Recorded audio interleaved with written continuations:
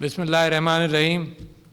محترم سینیٹر شبلی فراب صاحب, محترم بابر اعوان صاحب, منسٹرز اینڈ پارلیمنٹیرینز اور منسٹریز کے افراد, خواتین و حضرات, السلام علیکم.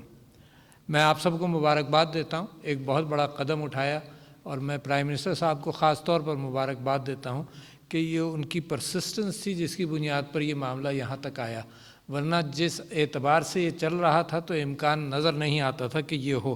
تو سب سے زیادہ مبارکباد کے مستحق وہ ہیں, اور وہ اپنی سابق کوششوں کے حوالے سے جو کرکٹ کے میدان میں رہیں اور جو زندگی کے انصاف کے اندر ضروری ہے کہ آدمی انصاف کا متلاشی رہے, تو کرکٹ کے اندر بھی, کیونکہ ہم تو بڑے شوقین فالوورز ہیں کرکٹ کے, ہم نے تو ساری یہ دنیا دیکھی ہے, وہ زمانہ بھی دیکھا ہے جب کرکٹ کے اندر امپائرز پوری بے ایمانی کرتے تھے اور لوگوں نے یہاں انکار کر دیا تھا کہ پاکستان ہم نہیں آئیں گے یا کہیں اور نہیں جائیں گے. تو ایک بڑا دنیا کے اندر تبدیلی لائے. لوگوں کو اندازہ نہیں ہے کہ کتنا ریزسٹنس ہوا, اور جو مائی باپ ہیں کرکٹ کے ان لوگوں نے کہا کہ جی یہ تو ہو ہی نہیں سکتا, یہ آئے گا ہی نہیں, مگر اللہ کا فضل ہے کہ وہ آیا. یہ بھی اسی طرح کی کیفیات ہیں, دونوں الگ الگ. میں دونوں پر الگ الگ گفتگو کر لوں گا تاکہ آپ لوگوں کو جو منسٹرز وغیرہ یہاں پر آئے ہیں, آپ کی وجہ سے اس بات کا امکان ہے کہ یہ پروگرام جو ہے وہ زیادہ دیکھا جا سکے, تو لہٰذا ضروری ہے کہ یہاں پر وہ وضاحتیں کر دی جائیں. اچھا جی, ایک مشین ہے, جہاں مشین کی پہلے بات ہو جائے پھر electronic voting for overseas Pakistanis الگ ہو جائے. تو یہ مشین ہے, کوئی نیوکلیئر ری ایکٹر نہیں ہے, کوئی GF-17 نہیں ہے, بڑی معمولی سی چھوٹی سی مشین ہے.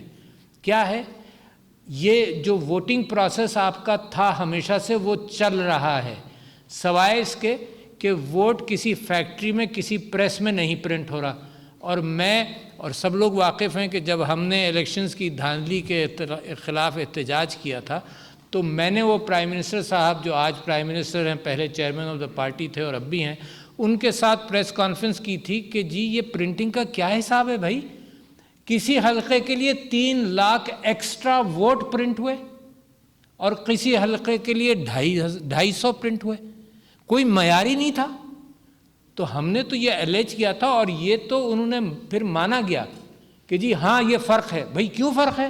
یہ فرق یہ ہے کہ کسی ریٹرننگ آفیسر نے سوچا یہ کہ میں ڈبل ووٹ پرنٹ کروں گا, اور کسی نے کہا کہ مجھے 300 سے زیادہ کی ضرورت نہیں ہے. اور ہوتا کیا تھا, ہماری ایلیگیشن تھی, ہوتا یہ تھا کہ وہ ووٹ بکتے تھے, 8,000 10,000 ووٹ کی پیکٹس بکا کرتے تھے. تو الیکشنز کے اندر دھاندلی کی تو کہانیاں ایک نہیں ہیں, بہت ساری ہر الیکشن پاکستان کے اندر, ہر حلقے کا الیکشن پاکستان کے اندر, آپ مجھے کوئی حلقے کا الیکشن دکھا دیجئے جس کے اندر لوگوں نے الزام نہیں لگایا ہو دھاندلی کا. اچھا جی, اب اس کو ٹھیک کرنے جائیں تو پہلے تو اس کا سمپل سسٹم یہ سمجھ لیجئے کہ بجائے اس کے کہ ووٹ پرنٹ ہو کسی فیکٹری میں اور وہ ٹرانسپورٹ ہو اور اس کے اوپر فوج کا گارڈ لگے اور آ کر وہ جی سیل دیا جائے, جس کے اندر اتنا گڑبڑ کہ میرے 2013 کے الیکشن میں پریسائڈنگ آفیسرز, ووٹ اور بیلٹ باکسز سب غائب ہو گئے, اور یہ پھر یہ بھی ہوتا رہتا ہے. تو وہاں پر ووٹ پرنٹ ہوگا, سن لیں, چھوٹا سا پرنٹر ہے. پرنٹر آپ سب لوگوں کے آج کل جو کمپیوٹرز کے ساتھ لٹریٹ ہیں ہر ایک کے گھر میں, وہ پرنٹ کرے گا ووٹ پرنٹ ہوگا اور آپ کے ہاتھ میں آئے گا. میں ووٹر ہوں, میرے ہاتھ میں ووٹ آ جائے گا. کیا دھاندلی کا امکان ہے؟ اگر میرا ووٹ صحیح نہیں پرنٹ ہوا تو میں وہیں شور مچاؤں گا کہ بھئی کیا غلط پرنٹ کیا, میں نے تو کسی اور کو دیا تھا, یہ کیا پرنٹ ہو گیا. تو the process is the same. کیا ریزسٹنس کس بات پر ہے؟ بھئی ووٹ پرنٹ ہو کر آپ کے ہاتھ میں آ گیا, آپ نے اس کو موڑ کر ڈبے میں ڈال دیا, دیٹس اٹ. اچھا, اس کے بعد اضافہ کیا ہے؟ صرف اضافہ یہ ہے کہ جیسے دکانوں میں چوری ہوتی ہے یا بازاروں میں چوری ہوتی ہے تو آپ نے کیمراز لگا لیے ہیں, یا انسیڈنٹس ہوتے ہیں جنسی زیادتی کے تو آپ نے DNA کا ٹیسٹ کر لیا. تو کل کو اگر ہماری عدالتوں کے اندر یہ کہا جائے کہ جی میں صرف زبانی گواہی لوں گا جس طرح سے پچھلے 500 سال سے ہوتا رہا ہے یا 1000 سال سے ہوتا رہا ہے, میں DNA کی گواہی نہیں لوں گا, یہ نئی چیز ہے, اس کی گواہی میں نہیں لوں گا. تو اسی مینول ووٹ جو پرنٹ ہو رہا ہے آپ کے سامنے, جو بٹن آپ نے دبایا ہے, اور ووٹر کے لیے بھی کوئی کمپلیکیشن نہیں ہے, ووٹر تو بڑے آسانی سے سمجھ جائے گا. آپ سب لوگوں نے زندگی بھر ووٹ دیا ہے, مہر لیتے ہیں آپ اور مہر لگا دیتے ہیں کسی نام پر یا سمبل پر, اور اس میں بھی گڑبڑ کا امکان ہے کہ جی مہر کے چار سکوئر جو ہیں وہ اوپر تھے اور 8 نیچے تھے، یہ گنتی ہوتی ہے. مگر آپ مہر تو لگاتے ہیں، مہر کے بجائے آپ انگلی سے بٹن دبائیں گے بس. تو ووٹر کے لیے کیا ایجوکیشن کی ضرورت ہے، کیا کمپلیکیشن ہے، کیا مسئلہ ہے؟ اور وہ سارا آپ نے ڈبے میں ووٹ ڈال دیا اپنا، وہ گنتی ہوگا. اس کے ساتھ ایک کیلکولیٹر ہے، کوئی بہت بڑی چیز نہیں ہے بھائی. کیلکولیٹر 60 سال سے بن رہے ہیں، جو بٹن دبتا ہے وہ گنتی ہوتا ہے. آپ جو ٹیلی فون بناتے ہیں اب پاکستان میں، وہ اس سے 10,000 گنا زیادہ کمپلیکیٹڈ ہے. کسی نے یہ نہیں کہا جی ٹیلی فون کیوں بنا رہے ہو بھائی، بند کر دو ٹیلی فون بنانا. آپ JF-17 بنا رہے ہیں، 50,000 زیادہ گنا کمپلیکیٹڈ ہے کمپیئر ٹو اے کیلکولیٹر. کوئی چیلنج نہیں ہے بھئی. کیلکولیٹر ایک گنتی کرے گا، ووٹ ایک گنتی کرے گا. اگر آپ کو کوئی کنفیوژن ہے تو یہ بھی آپ کہہ سکتے ہیں کہ بھئی کیلکولیٹر کی گنتی ہم نہیں مانیں گے، ہم کاغذی بیلٹ کی جیسے ہم تاریخ میں پچھلے 70 سال سے مانتے آئیں وہی مانیں گے. مگر وہ جو کیلکولیٹر ہے وہ اپروکسیمیٹ گنتی یا زیادہ ایکوریٹ گنتی دے گا آپ کو، مگر وہ گنتی فوراً ہاتھ میں آ جائے گی. سب سے بڑا کمپلیکیشن جی فلانے اغوا ہو گئے پریسائڈنگ آفیسر. جب میں 2013 میں اسمبلی میں آیا تو ایک میرے دوست MNA دوسری پارٹی کے مجھے کہتے تھے کہ بھئی ہماری اسکل یہ ہے کہ ہم 25 پریسائڈنگ آفیسر انفارچونیٹلی خرید لیتے ہیں، ان کو ایک گھر میں بٹھا دیتے ہیں، بس رزلٹ وہ ہوتا ہے جو وہ کہتے ہیں، وہ بتاتے ہیں. تو یہ تو کم سے کم یہ ہوگا کہ اس کیلکولیٹر کی وجہ سے فوراً ہاتھ میں 5 بجے جب ووٹنگ ختم ہوگی سارے پولنگ ایجنٹس کے ہاتھ میں اسی پرنٹر سے آپ کو رسید مل جائے گی کتنے ووٹ کس کو پڑے. تو بڑا سمپل سا فینامنن ہے، مگر آگے اب کیا کمپلیکیشن مجھے نظر آ رہی ہیں. کل کو یہ جو منسٹری آف سائنٹیفک افیئرز ہے، یہ منسٹر آف سائنس بیٹھے ہیں، منسٹری آف سائنٹیفک افیئرز ہے، یہ مینوفیکچرر نہیں ہے. اگر ان کو کہا جائے کہ بلدیاتی الیکشن کے لیے 5,000 مشینیں دے دو تو they are not the manufacturers. انہوں نے تو صرف ایک اچھی غلطی یہ کی ہے کہ انہوں نے پروٹوٹائپ بنا دیا تاکہ لوگوں کے سامنے کوئی چیز آ جائے. اس غلطی کی وجہ سے یہ مینوفیکچرر نہیں بن گئے. تو اس کا طریقہ کیا ہوگا اگر فرض کرو ان کو ہی اتھورائز کیا جاتا ہے کہ تم مشینیں بنواؤ تو، اور اس کے فیصلہ کرنے والا ادارہ انشاءاللہ بہت ہمیشہ سے رہا اور اب بھی الیکشن کمیشن آف پاکستان نے فیصلہ وہی کرے گا کہ کیسی مشین چاہیے. اچھا کیسی مشین چاہیے کو ہم کیا کہیں گے؟ اسپیسیفیکیشنز. 4 پہیے گاڑی میں چاہیے، 3 پہیوں کی گاڑی بنے گی، سائیکل بنے گی 2 پہیوں کی، تو اس کو کہا جاتا ہے اسپیسیفیکیشن. تو specification election commission of Pakistan انشاءاللہ جلد نکالے گا. اس کی بنیاد پر یہ ریکویسٹ فار پروپوزل اخبار میں چھپے گی، پھر بیڈرز آئیں گے، پھر بنائیں گے. تو ذرا سا ٹائم لائن کے لیے میں آپ سے درخواست کرتا ہوں منسٹر صاحب اور الیکشن کمیشن آف پاکستان سے درخواست کرتا ہوں، کیونکہ وہ فیصلہ کن ادارہ ہے کہ وہ ٹائم لائنز کا یہ دیکھ لے کہ اگر ان سے کہا جائے کل ہمیں 5,000 مشینیں دے دو تو یہ اس قابل تو ہے نہیں. کسی کو بھی آپ کہتے ہیں پرسوں مجھے 1,00,000 مشینیں چاہیے، نہیں. تو ٹائم لائن ضرور دیکھنی پڑے گی، کیونکہ ٹائم لائن کے بغیر یہ کام اپنی جگہ سے ہلے گا نہیں اور چلے گا نہیں. اچھا یہ تو معاملہ تھا EVMs کا.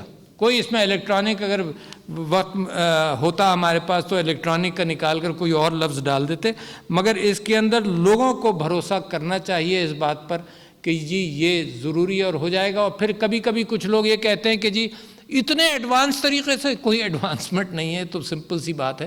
اتنے ایڈوانس طریقے سے تم ویسے کرو جیسے ہندوستان نے کیا 25 سال کے اندر وہ یہاں آئے ہیں. تو یہ بالکل ایسے ہی ہے کہ پاکستان کو یہ کہا جائے کہ آج کل اب آپ اسمارٹ فون بھی بنا رہے ہیں، آپ کو یہ کہا جائے کہ کہاں اسمارٹ فون پہ کہاں تمہاری قابلیت ہے بھائی، تم جاؤ اس روٹری فون پر واپس، پہلے وہ 5-10 سال بناؤ، کانفیڈنس اختیار کرو، پھر آنا تم اسمارٹ فونز کے اوپر. یا اگر منسٹر آف ریلویز کہے کہ جی ہم انجن بنانا چاہتے ہیں الیکٹرک انجن ریلوے کا، تو کہا جائے اسٹیم انجن بناؤ پہلے، اس پر ہاتھ صاف کرو. تو please get out of this. ملک ترقی کرتا ہے نئی چیزیں اڈاپٹ کر کر جو آپ کو گھور گھور کر دیکھ رہی ہیں ہر اعتبار سے. تو لہٰذا یہ تو بات ہوئی الیکٹرانک ووٹنگ کی. سمپل پیپر بیلٹ وہیں پرنٹ ہو رہا ہے، آپ کے ہاتھ میں آ رہا ہے، آپ دیکھ کر اس کو ڈال رہے ہیں. اس میں زیادہ کمپلیکیشن میں نہیں جاؤں گا. اور 8 لاکھ مشینوں کا میری رائے یہ ہے کہ شاید 8 لاکھ کی بھی ضرورت نہ پڑے، پرنٹر ہی، کیونکہ پیڈ، ووٹنگ پیڈ، پرنٹر اور ڈبہ ہے اور کوئی خاص چیز نہیں ہے، تو 8 لاکھ کی بھی شاید ضرورت نہیں پڑے گی. وہ آئیڈیاز ہماری میٹنگز کے اندر ان کے ساتھ مل کر طے بھی ہوئے ہیں. اب آ گئی بات انٹرنیٹ ووٹنگ کی. انٹرنیٹ ووٹنگ کے اوپر، اس کے اوپر بھی میں نے بڑی محنت کی ہے، پارٹی نے ذمہ داری دی ہوئی تھی. اور انٹرنیٹ اوورسیز پاکستانیز کے اوپر تو میں 2010 میں secretary general as of the party کے طور پر میں سپریم کورٹ میں جب سے گیا ہوا ہوں، تو بڑا کلیئر تھا کہ حق اوورسیز پاکستانیز کا ووٹ دینے کا اتنا ہی ہے جتنا پاکستانی کا ہے. تو یہ حق بھی سپریم کورٹ نے فائنلی یہ کلیئرٹی کے ساتھ ڈکلیئر کر دیا. اچھا، پھر لوگوں نے کہا، جب 2018 میں میں کورٹ میں پیش ہوا تو سپریم کورٹ کے چیف جسٹس نے پوچھا کہ جی آپ کیسے آئے؟ میں نے کہا جی میں بھی پیٹیشنر ہوں. تو کیسے آئے؟ تو میں نے کہا کہ جی اس کے لیے بات کرنے آیا ہوں. تو وہاں بھی کچھ لوگوں نے ڈرایا کہ جی یہاں ہیکنگ ہوتی ہے. اچھا، تو میرا آرگومنٹ جو سپریم کورٹ میں تھا وہ آپ کے سامنے پیش کر دیتا ہوں. میرا آرگومنٹ سپریم کورٹ میں تھا کہ میری جیب میں ٹیلی فون تھا، میں نے ان سے نکال کر کہا جی چیف جسٹس صاحب کیا آپ کو معلوم ہے کہ ٹیلی فون پر روزانہ ڈیجیٹل ٹرانزیکشنز کتنے ہوتے ہیں دنیا میں؟ ڈیجیٹل ٹرانزیکشنز کا اماؤنٹ کیا ہوگا؟ ہیکنگ کے اوپر میں بحث کر رہا تھا اور یہ بحث بڑی ضروری ہے. تو انہوں نے کہا کہ جی 15-20 بلین ڈالر ہوتا ہوگا. تو یہ میں 2018 کا فگر آپ کو بتا رہا ہوں. 5 trillion dollars daily are transacted on a digital plate form.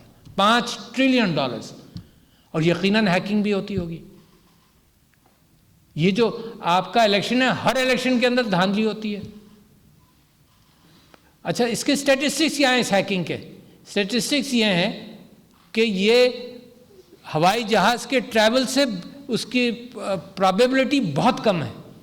ہوائی جہاز کے کریش کا امکان زیادہ ہے. یہاں کوئی فرد ہے جو یہ کہتا ہو کہ جی میں جہاز پر ٹریول نہیں کروں گا کیونکہ کریش کر جائے گا؟ The probability of hacking is far less اگر صحیح طرح سے کوئی چیز پلان کر لی جائے.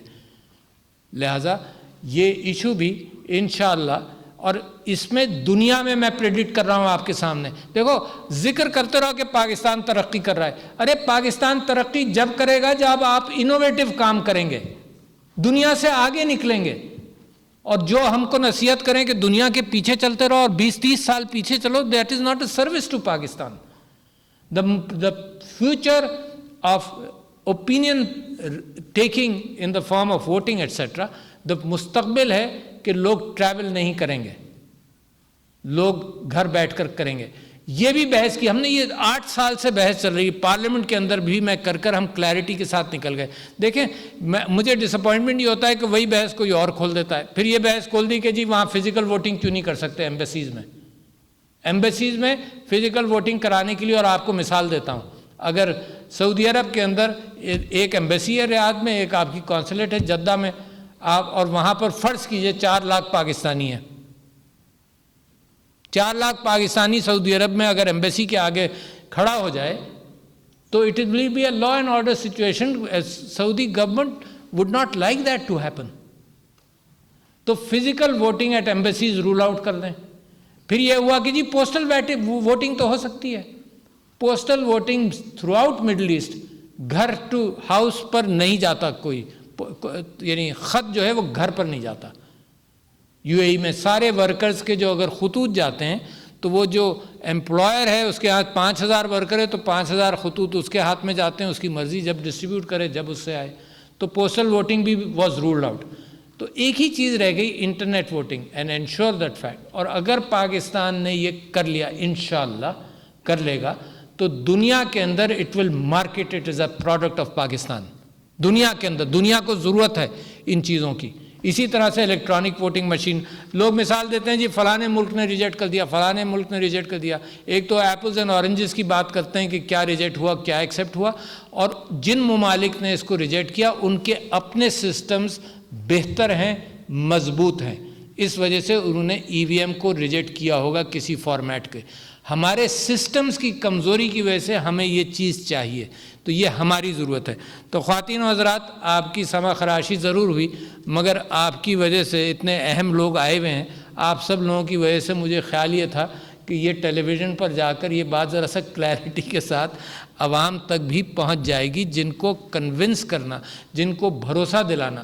سارا 5 سال اسی چکر میں گزر جاتے ہیں کہ جی یہ دھاندلی ہوئی، اور ہوتی بھی ہے۔ تو لہٰذا دھاندلی کا قصہ ختم کریں، گورنمنٹ کلیئرٹی کے ساتھ الیکٹ ہو کر مضبوط گورنمنٹ آئے جو ملک کے مسائل کے اندر کلیئرٹی آف لیڈرشپ رہے، اور ملک کنفیوژن کا شکار نہ ہو کہ گورنمنٹ کیسی ہے۔ تو thank you very much, hard work, Shibli Faraz sahib, Babar Awan صاحب، آپ سب لوگوں نے جو اتنی محنت کی ہے، پارلیمنٹ میں محنت کی ہے، سب کو کنونس کرنے کی کوشش کی ہے۔ کوئی فکر نہیں کریں، انشاءاللہ قوم کنونس ہوتی جائے گی۔ ہر نیا قدم کبھی کبھی پریشانی کا باعث ہوتا ہے، لوگ ڈرتے ہیں، مگر یہ کہ انشاءاللہ پاکستان جس انداز سے ان چیزوں میں ترقی کرے گا، سب چیزوں میں بھی کرے گا۔ تو آپ سب کو مبارک ہو، اللہ تعالی ہمیں اس کے اندر ہماری مدد بھی کرے کہ ہم کامیاب بھی ہو جائیں اور ڈیلیور کر سکیں جو اس حکومت نے پرامس کیا ہے۔ شکریہ لیڈیز اینڈ جینٹلمین، السلام علیکم۔